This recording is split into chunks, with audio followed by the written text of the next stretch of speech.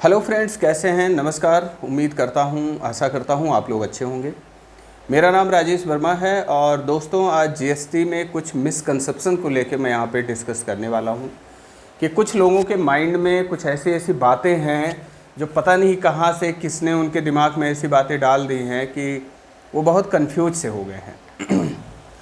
For example, पहला misconception मैं ये लेता हूँ कि मान लीजिए कि कोई पर्सन है, वो काफ़ी समय से रजिस्टर्ड पर्सन है और वो बिज़नेस वगैरह भी कर रहे थे, लेकिन बाद में उन्होंने क्या किया, अपनी रिटर्न्स वगैरह जो कॉम्प्लायंस होते हैं जीएसटी के, उन्होंने अपनी रिटर्न्स वगैरह फाइल नहीं कराई।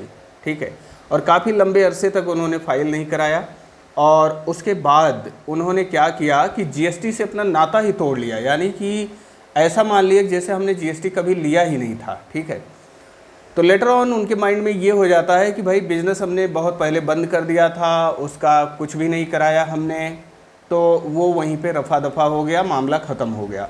तो पहला मिसकंसेप्शन तो उनके माइंड में ये है कि वो रफा दफा हो गया। तो ये बात हो रही है नॉन फाइलर्स के लिए, जो जीएसटी में रजिस्टर्ड पर्सन है लेकिन वो अपनी रिटर्न्स को फाइल नहीं करते हैं। ठीक है, तो यहाँ पे मैं आपको बताना चाहूँगा कि यहाँ पे मामला रफा दफा नहीं हुआ है। आपने अगर फाइलिंग अपनी स्टॉप कर दी है, बिजनेस अपना स्टॉप कर दिया है, तो इसका मतलब ये नहीं है कि आप जीएसटी लायबिलिटी से मुक्त हो गए हैं। ठीक है, जीएसटी लायबिलिटी आपकी एज इट इज़ बनी हुई है और लेटर ऑन क्या होता है कि लायबिलिटी जो आपकी इस्टेब्लिश रहती है वो जीएसटी लॉ में दिया गया 5 ईयर तक वो आपकी लायबिलिटी बनी रहती है। किसी भी फाइनेंशियल ईयर की जो लायबिलिटी है वो नेक्स्ट 5 ईयर तक वो डिपार्टमेंट अपना नोटिस जारी करके आपसे रिकवरी कर सकते हैं। ठीक है, या वो असेसमेंट करके आपकी रिकवरी कर सकते हैं। नॉन फाइलर्स की असेसमेंट भी होती है और यहाँ पे जो है वो सारा टैक्स आपसे रिकवर किया जाएगा। आप लाख कहते रहेंगे हमारा बिजनेस बंद हो गया, तो ठीक है, जब बंद हो गया था तो जिस समय तक आपका बिजनेस कंटिन्यू था उस समय तक का जो टर्नओवर था उस पर आप टैक्स जमा करिए, क्योंकि इस केस में जीएसटी ऑफिसर्स जो हैं वो एक्सपर्टी असेसमेंट करते हैं, जिसको बेस्ट जजमेंट असेसमेंट कहते हैं। वो अवेलेबल इंफॉर्मेशन के बेस पर, लाइक आपका बैंक अकाउंट वो बैंक से मंगवा लेंगे।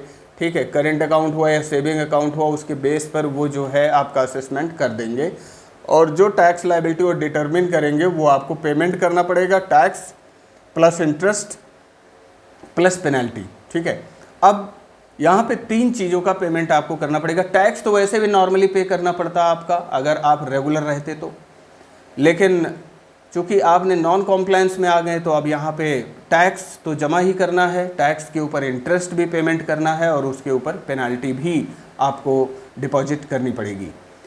तो पहला मिसकंसेप्शन दोस्तों ये है, अपने दिमाग से ये बात निकाल दीजिए कि हमने जीएसटी का कॉम्प्लायंस बहुत समय से किया नहीं तो उस पर जीएसटी डिपार्टमेंट कोई एक्शन नहीं ले सकती है। अगर जीएसटी ऑफिसर को वो चीज़ फिट एंड प्रॉपर लगती है तो वो डेफिनेटली उस पर एक्शन लेगी और जो भी प्रोसीजर है उसको फॉलो करते हुए आपसे रिकवरी इनिशिएट की जाएगी। और दोस्तों अब यहाँ पे दूसरे मिसकंसेप्शन के ऊपर हम बात करने वाले हैं, जहाँ पे मिसअंडरस्टैंडिंग कह सकते हैं या उन्हें लॉ की प्रॉपर नॉलेज नहीं होती, ये भी हम कह सकते हैं। दूसरा मिसकंसेप्शन यहाँ पे ये होता है कि भाई किसी पर्टिकुलर पर्सन का बिजनेस चल रहा है, उनकी टर्नओवर जो है प्रेस्क्राइब्ड लिमिट को क्रॉस की गई है, जिसके लिए रजिस्ट्रेशन अनिवार्य हो जाता है। यानी कि 20 लाख की टर्नओवर जैसे ही आपकी एक्सीड करती है या 10 लाख की एक्सीड करती है, 40 लाख की, एज द केस में भी 3 लिमिट यहाँ पे दिए गए हैं। ठीक है, तो जैसे ही वो प्रेस्क्राइब्ड लिमिट का टर्नओवर आपका क्रॉस करता है, आपको इमीडिएटली रजिस्ट्रेशन लेने के लिए आप बाध्य हो जाते हैं, यानी कि आपको कंपलसरी रजिस्ट्रेशन लेना पड़ेगा। लेकिन अब क्या होता है, बहुत सारे लोग ऐसा उनका मानना होता है कि हमारी तो टर्नओवर 50 लाख है, 1 करोड़ है, 2 करोड़ रुपए है, लेकिन मैंने जीएसटी नहीं लिया है।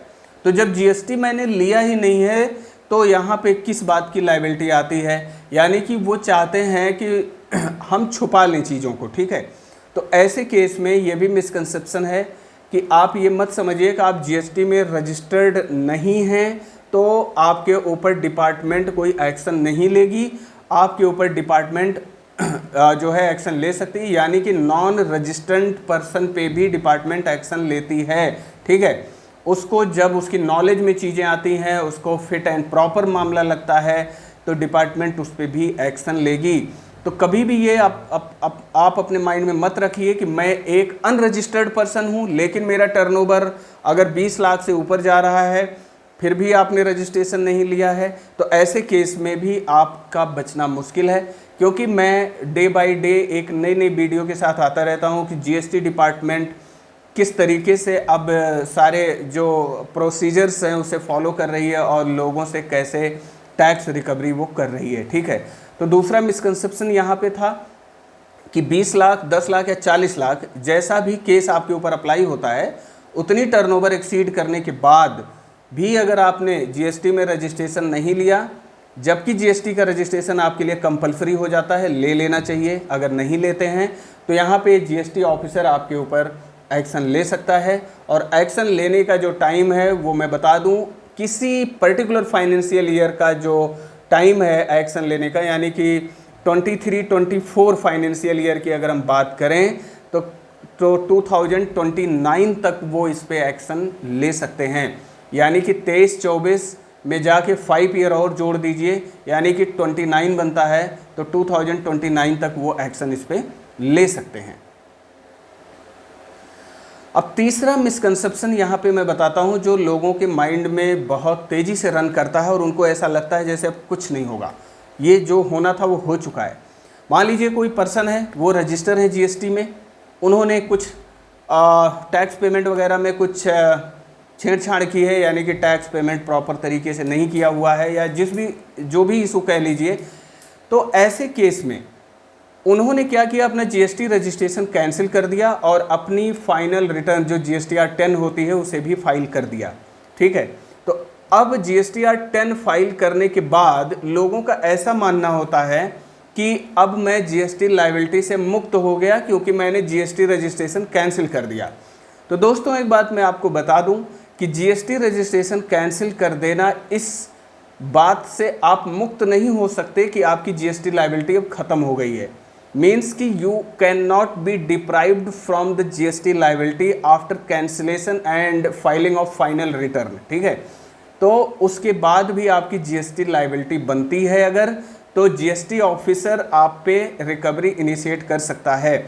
आपके ऊपर भी वही मामला अप्लाई होगा, जिन्होंने अपनी जीएसटी रजिस्ट्रेशन कैंसिल की, फाइनल रिटर्न फाइल कर दिया, तो उन पे भी वही अप्लाई होता है कि किसी भी पर्टिकुलर फाइनेंशियल ईयर का जो है जीएसटी ऑफिसर 5 ईयर में रिकवरी वो आपसे कर सकता है। तो ये मिसकंसेप्शंस आप अपने माइंड से बिल्कुल हटा दीजिए। यहाँ पे 3 लोगों का मिसकंसेप्शन हमने डिस्कस किया, जहाँ पे नॉन फाइलर्स का केस है, दूसरा ये है कि आपके प्रेस्क्राइब्ड टर्नओवर जो है क्रॉस हो चुकी है, उसके बाद भी रजिस्ट्रेशन आपने नहीं लिया है। तीसरा मिसकंसेप्शन यहाँ पे ये है कि आपने जो है जीएसटी रजिस्ट्रेशन को कैंसिल कर दिया, फाइनल रिटर्न भी फाइल कर दी, उसके बाद भी आपको ऐसा लगता है कि हमारी जीएसटी लायबिलिटी अब ख़त्म हो गई। तो इन 3 मिसकंसेप्शंस को मैंने यहाँ पे डिस्कस किया। तो मेरा अनुरोध है आप लोगों से कि इस वीडियो को पूरा देखिए और समझने की कोशिश करिएगा। ये बात मुझे शुरुआत में बोलनी चाहिए थी लेकिन मैं लास्ट में बोल रहा हूँ। इस वीडियो को पूरा देखिए और अपने फ्रेंड्स सर्किल में और अपने लोगों के साथ इसको स्प्रेड करिए ताकि उनको भी इस चीज़ की जानकारी हो जाए और ये मिसकंसेप्शंस माइंड से हट जाएं। ठीक है, क्योंकि जीएसटी डिपार्टमेंट जो सेंट्रल लेवल और स्टेट लेवल पे हैं वो तो अपने लेवल पे काम करते ही हैं, प्लस एक और इंटेलिजेंस, जीएसटी इंटेलिजेंस डिपार्टमेंट है गवर्नमेंट का, जो वो भी प्रॉपर काम करता है, पूरी इन्वेस्टिगेशन के साथ काम करता है। तो ये मत समझिए कि आप जो है जीएसटी के जाल से मुक्त हो रहे हैं, ऐसा नहीं है। बल्कि हो सकता है कि अगर आप कॉम्प्लायंस नहीं कर रहे हैं प्रॉपर तरीके से, जो जीएसटी लॉ कहता है उस लॉ के मुताबिक आप नहीं चल रहे हैं, कानून के मुताबिक नहीं चल रहे हैं, तो आप जीएसटी के ट्रैप में हैं, ये बात ध्यान रखिएगा। उम्मीद करता हूँ दोस्तों ये इन्फॉर्मेशन आपके लिए रिलेवेंट होगी, अच्छी लगी होगी। Thank you very much for watching this video and take care.